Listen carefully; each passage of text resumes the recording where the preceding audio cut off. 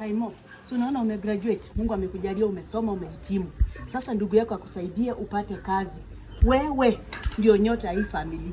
Wewe ndio utatutoa kwa huu maskini. Wewe ndio tegemeo letu. Uende Mungu akujalie ukumbuke nyumbani. Utoke nyumbani kubadilisha nyumbani. Unasikia? Mungu akujalie. Acha nimtafutie kazi. Sawa. Yeah, this is my work. Aye. Niaje? Poa. Huyu ndugu yangu amesoma, ako na degree, ako na masters. Anaweza pata kazi hapa ndani Hakuna. Tutatoboa kweli? Tutatoboa kazi, lazima upate in the name of the Son, the Holy Spirit and the job. Yes. Mimi nimechoka hapa. Umechoka nini na wewe ndio unataka kazi? Mimi ndio nataka kazi.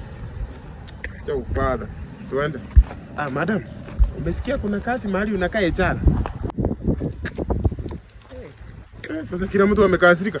Yeye amekasirika, wewe umekasirika. Sasa na mimi nikasirike. Mimi sikasirike, mimi nitacheka. Sawa, congratulations Simon, you are hired. Sawa. Thank you brother.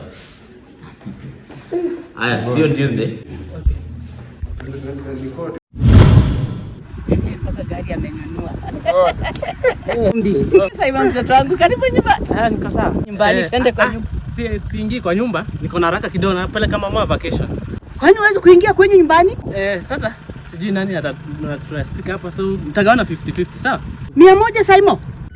Akibeba harakisha. Si mnasikia na harakisha, sio mimi. Ni nani huyu anakuharakisha? Huyu mtoto anataka nimlaani. Shika. Huyu anataka nimlaani. Simon anataka nikulaani. Nipigie simu. Simon, mimi ni mama yako. Tutaongea. Mimi ni mzazi wako, umeenda kufanya kazi miaka 6 alafu unakuja kuniletea shilingi 100. Sijui 50. Huyu mtoto nitamgonga hata na mawe mimi. Hata naweza mgonga na acha tu nikunywe hii chang'aa. Ukunywe chang'aa. Kateni.